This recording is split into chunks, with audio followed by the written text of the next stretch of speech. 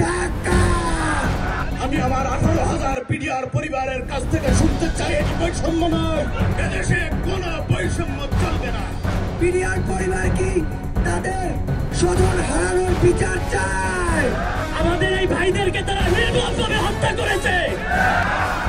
দিল্লি না ঢাকা, বিজেপি না বিডিআর। কিন্তু কখনো শহীদের মর্যাদা দেওয়া হয় নাই। পাশাপাশি আমাদের এখনো যে সৈন্য ভাইদেরকে জালিমের কারখানায় আটকে রাখা হয়েছে, জেলখানায় রাখা হয়েছে, আমরা তাদের পক্ষ হয়ে বলতে চাই বর্তমান সরকারকে আমাদের সেই ভাইদেরকে অল্প দিনের মধ্যে মুক্তি দিতে হবে।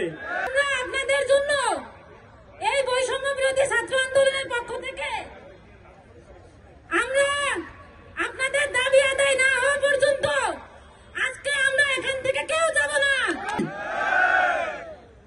আমি আরো বলতে চাই, এই সম্পূর্ণ কার্যক্রমে, এই সম্পূর্ণ ষড়যন্ত্রে ভারতের হাত রয়েছে।